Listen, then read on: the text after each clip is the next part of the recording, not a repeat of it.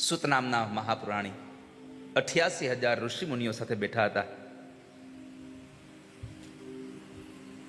તો નૈમિષારણ્યમાં કથા ચાલે, એમાં આજે આપણે વ્રજભૂમિમાં આવ્યા છીએ. નૈમિષારણ્ય ભૂમિ એમ વ્રજભૂમિ પણ એક દિવ્ય ભૂમિકા છે, દિવ્ય ભૂમિ છે, જ્યાં પરમાત્માએ પોતાની લીલાઓ કરી છે. આ વ્રજનો આટલો મહિમા શું કામ છે ખબર તમને? જ્યારે નૈમિતિક પ્રલય આવ્યો અને એ પ્રલય પછી બધું જ ખતમ થયું, એટલે ભગવાન બ્રહ્માજી સૂઈ ગયા, એણે શયન કર્યું. એ સમયે શંખાસુર નામનો અસુર આપણા વેદને લઈને ચોરીને જતો રહ્યો. વેદ ભગવાનને ચોરીને જતો રહ્યો. અને આ સંસારમાં તમે જોજો, શાસ્ત્રોમાં લખ્યું છે, ભાગવતજીના 7મ સ્કંદમાં લખ્યું છે, હિરણ્યકશ્યપુને કહ્યું છે કે આ સંસારમાં તમારે તમારું પ્રધાનતા રાખવી હોય તો એક જ કરો, બ્રાહ્મણોને માર નાખો, બ્રાહ્મણો તમારા વશ કરી લ્યો. કેમ? તો કહે છે કે બ્રાહ્મણો તમારા વશ થશે એટલે વેદની વાતો બંધ થઈ જશે, પુરાણની વાતો બંધ થઈ જશે, આ સંસારને સમાજને જે મોટું બળ મળે છે એ પૂરું થઈ જશે, એટલે તમારા જેવો મોટો કોઈ નહીં કહેવાય.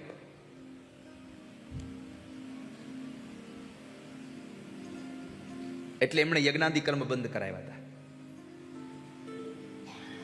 તો નૈમિતિક પ્રલય આવ્યો અને જ્યારે શંખાસુર નામનો અસુર વેદને ચોરીને જતો રહ્યો, એ સમયે તમામ દેવતાઓએ ભગવાનને પ્રાર્થના કરી, પ્રભુ કંઈક કરો, આ વેદને ચોરીને જતો રહ્યો. બ્રહ્માજીની પ્રાર્થના સાંભળી ભગવાને મત્સ્ય અવતાર ધારણ કરી, ભગવાને મત્સ્ય રૂપ ધારણ કર્યું અને એ શંખાસુર નામના અસુર સાથે પરમાત્માએ ખૂબ યુદ્ધ કર્યું. યુદ્ધની અંદર અંતે ભગવાને સુદર્શન ચક્ર વડે એનું મસ્તક કાપી એને મોતને ઘાટ ઉતાર્યો. વેદ લાવી અને ભગવાન બ્રહ્માને આપ્યા છે. વેદ બ્રહ્માને આપી દીધા અને ભગવાન પ્રયાગરાજની અંદર સ્નાન કરવા ગયા. પ્રભુ પ્રયાગરાજમાં સ્નાન કરે છે. ભગવાને પ્રયાગરાજમાં સ્નાન કરી અને પ્રયાગરાજને તીર્થોના રાજા તરીકેનું તિલક કરી દીધું. સાંભળજો, આ વ્રજભૂમિનો મહિમા શું છે, જે સ્વયં ભગવાન કૃષ્ણ આ વ્રજનો મહિમા ગાય છે, સ્વયં નારાયણ આ વ્રજનો મહિમા ગાય છે. એટલે ભગવાને રાજ તિલક કરી દીધું કે તમે આજથી આજ આ તીર્થોના તમામ તીર્થોના દેવતા, તમે રાજા તમે છો. એટલે તીર્થના રાજા બન્યા, એટલે રાજા બને એટલે પછી પ્રજા તો કંઈક એનું સન્માન કરવા જાય. એટલે બધા જ તીર્થો સ્વામી, આ સચરાચર જગતના જેટલા તીર્થો છે એ બધા તીર્થો પ્રયાગરાજ પાસે જઈ અને પોતપોતાની શક્તિ પ્રમાણે ભેટ સોગાદ આપી દીધી. બધાએ ભેટ આપી. એકવાર દેવર્ષિ નારદ, જે સતત ભગવાનનું નામ લીધા કરે, એ નારદ આ ધરતી પર વિચરણ કરવા માટે નીકળ્યા. પ્રયાગરાજમાં ગયા, પ્રયાગરાજમાં સ્નાન કર્યું, એનું પૂજન કર્યું અને પછી પ્રયાગરાજને કીધું કે પ્રયાગરાજ, તમને રાજા તરીકે તિલક કર્યું, બધા જ લોકોએ તમને ભેટ સોગાદો આપી, બધા તીર્થો તમારે ત્યાં આવ્યા, પણ તમને ખબર ન હોય તો કહી દઉં, વ્રજનું એક પણ તીર્થ તમારી પાસે નથી આવ્યું. છે વ્રજમંડળમાંથી એક પણ તીર્થ તમારી પાસે નથી આવ્યું. એટલે પ્રયાગને ખૂબ ક્રોધ આવ્યો કે બધા આવે છે ને મને તીર્થનો રાજા કહ્યો ને આ કેમ ના આવે. એટલે એ ભગવાન પાસે ગયો અને ભગવાનને જઈને કીધું, પરમાત્મા, તમે સર્વ તીર્થોનો મને રાજા બનાવ્યો, બધાએ આવીને મને ભેટ આપી, પરંતુ મારે તમને કહેવું છે કે વ્રજનો એક પણ તીર્થ મને આવીને ભેટ નથી આપી, મારી એક પણ પૂજા નથી કરી કોઈએ. આવું કેમ? એટલે ભગવાને કહ્યું, તીર્થરાજ, મેં તમને બધું તિલક કર્યું, બરાબર છે, તીર્થના રાજા બનાવ્યા, બધી વાત બરાબર છે, પણ ભગવાન ઠાકોરજી હસતા હસતા બોલ્યા છે કે તમને તમામે તમામ સર્વે તીર્થોના રાજા બનાવ્યા, મેં મારું ઘરનું રાજ્ય તમને નથી આપ્યું. જોજો, સાંભળજો, મેં મારા પોતાના ઘરનું રાજ્ય મેં તમને નથી આપ્યું, મેં બધું તમને આપ્યું છે. મારું જે ઘર છે, જ્યાં હું કાયમ માટે રહું છું, એના રાજા મેં તમને બનાવ્યા નથી. આનો અર્થ એ છે કે આ વ્રજમાં પરમાત્મા કાયમ માટે નિવાસ કરે છે, અહીંયાથી ભગવાન જતા નથી ક્યારેય.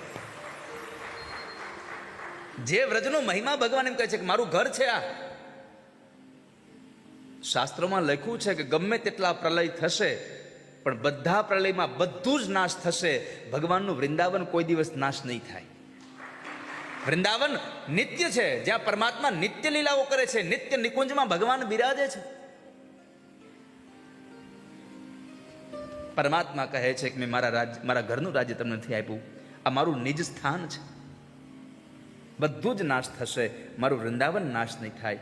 અને એ સમયે ભગવાને પ્રયાગને કીધું કે તમે જાઓ, વ્રજની પૂજા કરો. વ્રજની અંદર જઈ અને વ્રજના જેટલા પણ તીર્થો છે એની પૂજા કરો. પ્રયાગરાજ પોતે કે જે તીર્થોનો રાજા કહેવાય, એમણે આવી અને વૃંદાવનની પૂજા કરી છે, વ્રજની પૂજા કરી છે. પુરાણોમાં લખ્યું છે કે વ્રજની પરિક્રમા કરનાર મનુષ્યને આ ભૂતળ ઉપરના સમસ્ત તીર્થોનું પુણ્ય પ્રાપ્ત થઈ જાય છે. એકમાત્ર વ્રજની તીર્થયાત્રા કરે, એક પરિક્રમા કરે વ્રજની, એને બધું જ તીર્થનું પુણ્ય મળી જાય. આ સચરાચર જગતમાં જેટલા તીર્થો છે, હરિદ્વાર, કાશી, બધે એનું બધું જ તીર્થ તમને અહીંયા મળી જાય છે, એનું બધું પુણ્ય તમને અહીંયા મળી જાય. આ વ્રજનો મહિમા તો કેટલા પુરાણો ગાયો, સ્વયં ભાગવતજીમાં ગવાયો છે. 10મા સ્કંદમાં ભાગવતજી પોતે ગોપીઓ ભગવાનને જ્યારે ભગવાન કૃષ્ણએ મથુરામાં જઈ અને ચાણૂર મુષ્ટિકને માર્યા, એ ચાણૂર અને મુષ્ટિકને માર્યા પછી જે ગોપીઓએ જે ભાવ વ્યક્ત કર્યો, એમાં ગોપીઓ ગાય છે, પુણ્યાબત વ્રજ ભુવો યદયમ નૃલિંગ ગૂઢ પુરાણ પુરુષો વનચિત્ર માલ્ય ગાપાલયન સહ બલ ક્વણયમ ચ વેણું વિક્રીડ્યાંચતિ ગિરિત્રરમાર ચિતાંઘ્રી. ગોપીઓ એમ કહે છે કે સખી, સાચું કહું તો આ સંસારમાં વ્રજભૂમિ જેવું પરમ પવિત્ર ધામ બીજું કોઈ નથી. ચાણૂર અને મુષ્ટિકને માર્યા પછી ગોપી એમ કહે છે કે આ સંસારમાં વ્રજભૂમિ જેવું બીજું કોઈ ધામ જ નથી. આ ધન્ય છે આ ધામ કે જ્યાં સ્વયં ભગવાન શંકર અને માં લક્ષ્મી જેમના ચરણોની સેવા કરે છે, કે જે પરમાત્મા પુરુષોત્તમ આ વૃંદાવનની અંદર મનુષ્ય વેશમાં છુપા રહીને પણ પોતાની નિત્ય લીલાઓથી સૌને આનંદ વિભોર કરી રહ્યા છે. એ ભગવાનની નિત્ય પૂજા કરે છે શંકર અને ભગવાનની લક્ષ્મીજી. ભગવાને જેવું આ વૃંદાવનમાં આવવાનું નક્કી કર્યું અને પરમાત્માનું પ્રાગટ્ય થયું, આ વૃંદાવનનો મહિમા વધી ગયો. એટલે તો 10મા સ્કંદમાં ગોપીઓ કહે, જયતિ તેધિકમ જન્મના વ્રજ શ્રયત ઇન્દિરા શશ્વદત્રયી દયિત દૃશ્યતા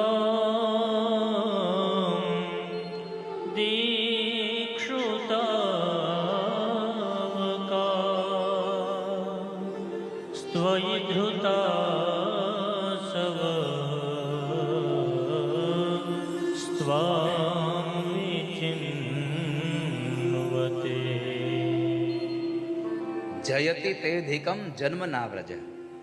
ગોપી કહે છે, ભગવાન અમારા વ્રજનો મહિમા તો હતો જ, પણ એ મહિમા અધિક થઈ ગયો તમારા આવવા માત્રથી.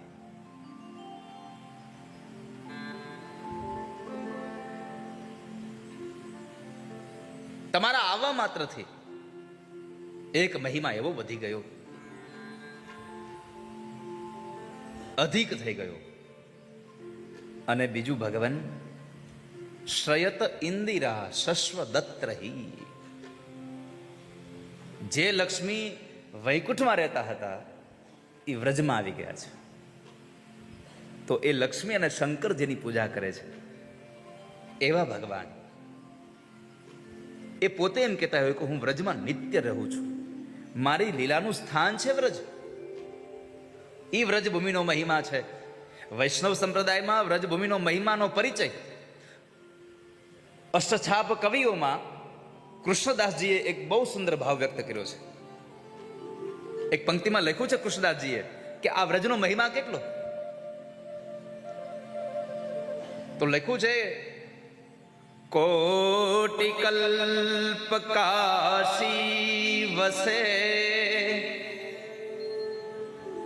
अयोध्या कल्प हजार। कोटि कल्प काशी वसे, કરોડો કલ્પ સુધી તમે કાશીમાં રહો, તમને ત્યાં પુણ્ય પ્રાપ્ત થાય. હજારો કલ્પ સુધી તમે અયોધ્યામાં રહો. કોટિ કલ્પ કાશી રહે અયોધ્યા કલ્પ હજાર. એક નિમેષ વ્રજ में વસે બડભાગી કૃષ્ણદાસ. તો કેટલો મહિમા ગાયો. કરોડો કલ્પ સુધી તમે કાશીમાં રહ્યો, હજારો કલ્પ સુધી તમે અયોધ્યામાં રહ્યો, પણ એક નિમેષ એટલે કે તમારી આંખનો એક પલકારો લાગે એટલો સમય તમે વ્રજમાં રહ્યો ને, તો તમારાથી મોટો ભાગી કોઈ આ સંસારમાં બીજો કોઈ નથી. એક નિમેષ બ્રજ में વસે બડભાગી કૃષ્ણદાસ. એટલો વ્રજનો મહિમા છે.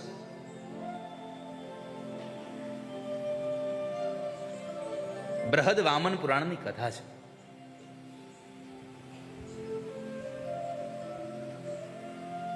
ભગવાનના અષ્ટછાપ કવિઓમાંથી એક કવિ એમ કહે કે વ્રજનો આટલો મહિમા છે. પુરાણોમાં સ્વયં કૃષ્ણ એમ કહે કે વ્રજનો આટલો મહિમા છે. અને બૃહદ વામન પુરાણમાં બ્રહ્માજીએ 60,000 વર્ષ સુધી તપશ્ચર્યા કરી છે. કેટલા વર્ષ? 60,000 વર્ષ સુધી તપશ્ચર્યા કરી. કોના માટે? તો કહે છે કે જે વ્રજમાં ગોપીઓ રહે છે ને, એ ગોપીઓના ચરણની ધૂળ મેળવવા માટે. ભગવાનના ચરણની નહીં, ગોપીઓના ચરણની ધૂળ મેળવવા માટે ભગવાન બ્રહ્માએ 60,000 વર્ષ તપશ્ચર્યા કરી. અને છતાંય 60,000 વર્ષની તપશ્ચર્યા પછી ચરણરજ મળી નહીં. કેટલું મોટું આશ્ચર્ય છે. અને આપણે કેટલા ભાગ્યશાળી છીએ કે એક ભગવાનની કથા હારે જોડાણા તો હાથ દી અહીંયા ધામા નાખવાનો અવસર મળ્યો. એક નિમેષ માત્ર નહીં, 7 દિવસ રોકાવા મળે છે અહીંયા. પણ મહિમા કોને હોય? ભોજનનો મહિમા ભૂખ્યાને હોય, પાણીનો મહિમા તરસાને હોય. જેને તરસ જ ન લાગી હોય એને પાણી ગમી આપો નહીં, એને કઈ ફેર ન પડે.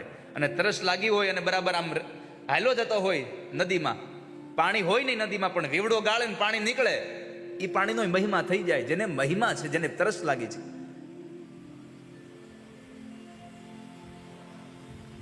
તો કેટલું આશ્ચર્ય છે કે સ્વયં બ્રહ્માને પણ 60,000 વર્ષ સુધી તપ કરવા છતાં જે ગોપીઓના ચરણની રજ ન મળી. અને ઈ ચરણ રજમાં, ઈ વ્રજની રજમાં, ઈ રેણુમાં આપણે આલોટવા આવ્યા છીએ. આપણે ભગવાનના દર્શન માટે આવ્યા છીએ. પણ એક વાત એ છે, બ્રહ્માએ નારદ આદિ ઋષિ મુનિઓના ચરણની રજને પવિત્ર ન બતાવી, એના બદલે ગોપીઓની ચરણરજ પવિત્ર બતાવી. શા માટે? શા માટે બ્રહ્માએ તપ કર્યું? તો સાંભળો, સ્વયં બ્રહ્મા પોતે લખે છે, ન સ્ત્રીયો વ્રજ સુંદર્ય પુત્રતા શ્રુતય કિલ. હે પુત્રો સાંભળો, વ્રજ સુંદરીઓ સામાન્ય સ્ત્રીઓ નથી, એ સ્વયં વેદની શ્રુતિઓ છે.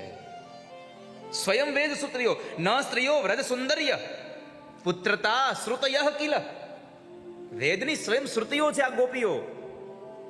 અને એટલા માટે હું એના ચરણની રજને ચાહું છું. ભગવાન બ્રહ્મા પોતે કહે છે કે હું શિવ, શેષ અને લક્ષ્મી જેની સમાનતા નથી કરી શકતા એટલી ઉચ્ચ કોટીની આ ચરણ રજ ગોપીઓની છે. અમારા કરતા પણ ઉચ્ચ કોટી છે આ ગોપીઓ. કેમ? એ શ્રુતિઓ છે. જ્યારે એકવાર ભગવાન વેદોએ ભગવાન નારાયણની તપશ્ચર્યા કરી, ભગવાન નારાયણને સ્તુતિ કરી અને વેદોની સ્તુતિ સાંભળી, પ્રભુ પ્રગટ થયા અને પરમાત્માએ કહ્યું કે માગો વેદ, હે શ્રુતિઓ માગો, શું આપું તમને?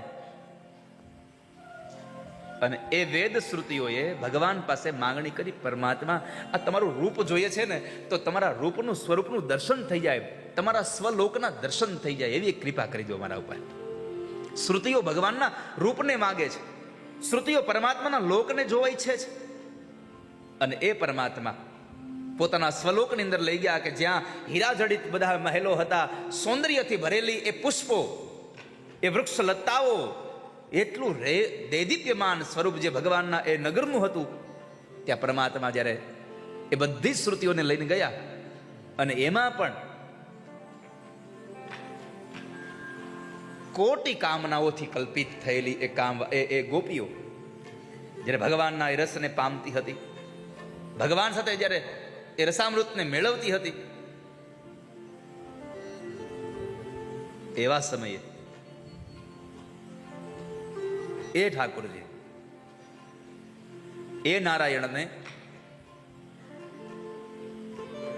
શ્રુતિઓએ કહ્યું, ભગવાન તમે કીધું ને કે તમારે જે જોતું એ માગો, તો અમારી ઈચ્છા એટલી છે કે આ ગોપીઓ જે તમારા માટે થઈ અને આટલી કામના રહી તમને ભોગવી રહી છે, આમ અમે તમને ક્યારે મેળવીશું? અમે તમારી હારે ક્યારે રમણ કરીશું? અમે તમારી હારે ક્યારે રમીશું? ત્યારે ભગવાન કહે છે કે શ્રુતિઓ, તમે જે માંગણી કરી છે એ દુર્લભ છે, દુર્ઘટ છે, સહજ નથી. આ બહુ અઘરું છે મેળવવું, પણ મેં તમને સામેથી અનુમોદન કર્યું છે માગવા માટે, એટલે હું તમને કહું છું કે તમારી ઈચ્છાઓને હું સંપન્ન કરીશ. અને તમારે આ ઈચ્છાઓને સંપન્ન કરવી હોય તો હે શ્રુતિઓ, તમારે ભૂતલ ઉપર આવવું પડશે, ભૂતલ ઉપર આવવું પડશે. બિરાજે મહારાજ, બિરાજે.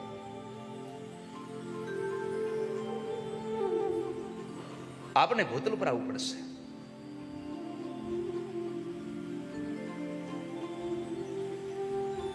તમે સારસ્વત કલ્પની અંદર આ ધરતી પર જશો. સારસ્વત કલ્પમાં તમે જ્યારે ભગવાન કહે છે કે ભૂમિ પર જશો, અને ત્યારે હું પણ મથુરા મંડળમાં, વૃંદાવનમાં, રાસ મંડળમાં આપનો પ્રિય બની જઈશ.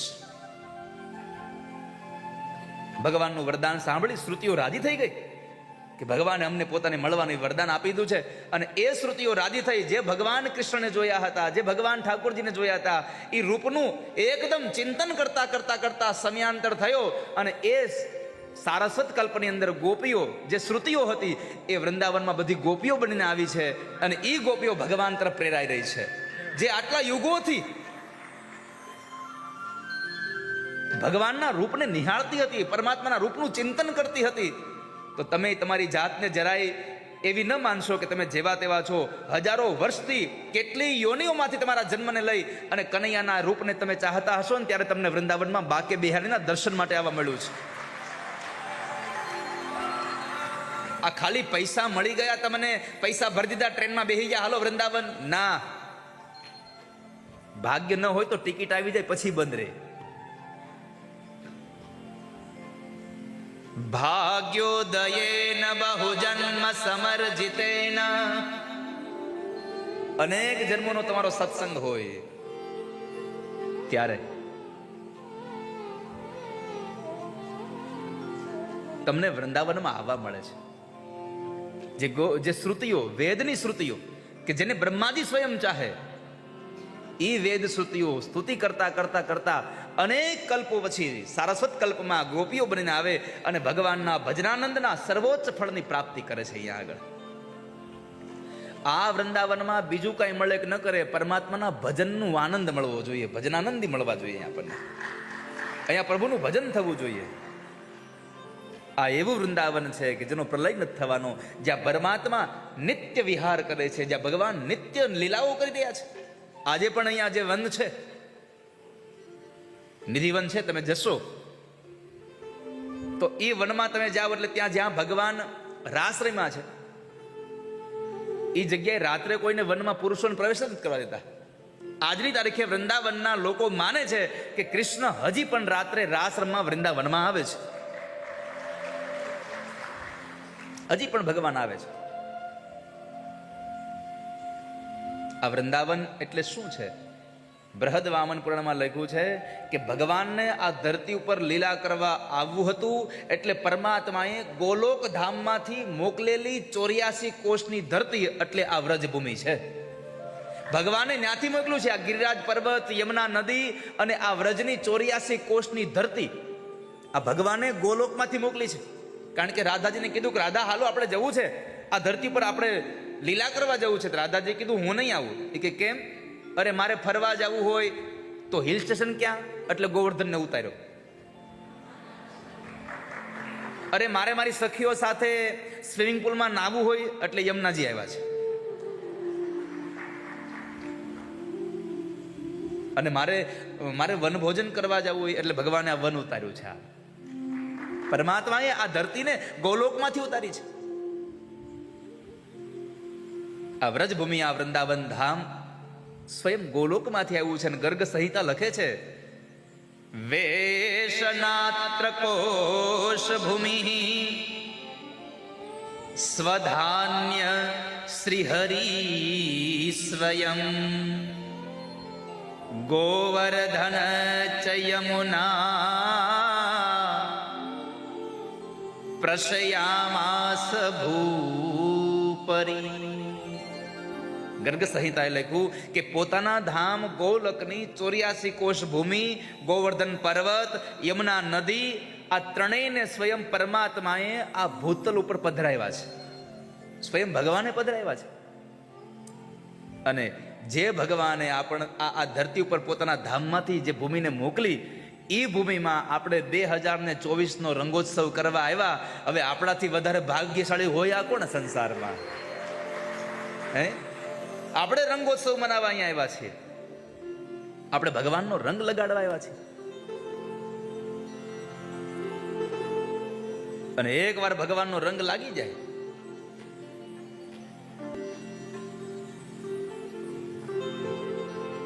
ભગવાનના રંગથી રંગાવા આવ્યા. મેં કહ્યું એમ જિંદગીમાં લખજો, ફરી પાછું કહું છું, પુનરાવર્તન કરું છું એટલા માટે કે જેટલા લોકો ભગવાનના રંગે રંગાહે એને કોઈ દી ભંગાવવું નહીં પડે. જિંદગીમાં કે ભંગાવવું નહીં પડે. લખી રાખજો સૂત્ર. ભગવાનને પ્રાર્થના કરજો વાલા વૈષ્ણવો કે હે ઠાકોરજી, અમને એવા રંગી દો કે બીજો રંગ નથી લાગવા દેવો.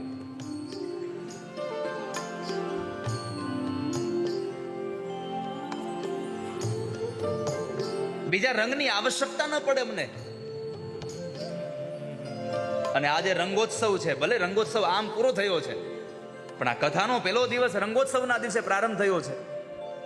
અને આજે જીગરભાઈ રંગોત્સવના દિવસે મારે આ વ્રજભૂમિમાં રમવા આવ્યા છીએ, તો તમારી કથામાં મારે આજ રંગોત્સવનું એક નવું ગીત તમને આપવું છે, જ્યારે ક્યારેય ગાયું જ નથી. હજી આજે પહેલી વાર ગવાઈ રહ્યું છે.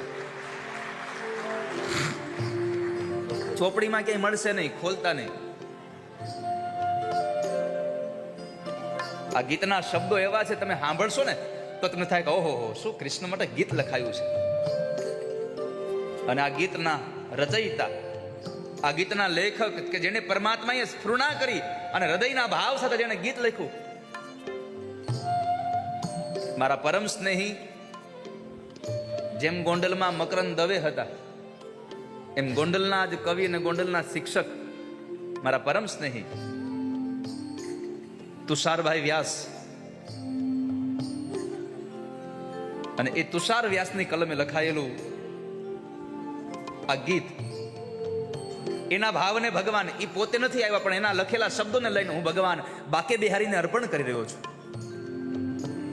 શબ્દો તુષાર વ્યાસના છે, સંગીત મારા ઉપાસકોનું છે, અને ગાવાનો પ્રયત્ન હું કરું. કાલે સંતો બેઠા હતા હારે, સ્વામીજી અમે તો ક્યાંના ક્યાંય રખડતા હતા આ ગીત કરવા માટે, પણ ઠાકોરજી એક એવી કૃપા કરી કે એક રાગ બેહાડી દીધો, પછી બીજો હવારમાં રાગ કર્યો નવો, ન મજા આવી. અને તમે લોકો ગાશો ને તો તમને આનંદ આવી જશે હો. તમારા હૃદયને આમ રંગોથી ભરી દેવાનો મન થઈ જાય. તમારું મન ભગવાનના રંગથી રંગાઈ જશે. અને આ ગીત એટલે એકમાત્ર આશાનું પદ છે. કૃષ્ણ પાસે માગવું હોય તો શું મગાય? એનું પદ છે.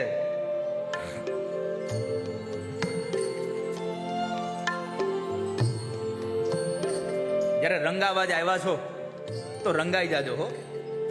બેઠા બેઠા કોઈ જગ્યા ન છોડશો, પણ બેઠા બેઠા તાળીઓના તાલે કૃષ્ણ પાસે માગી લેજો.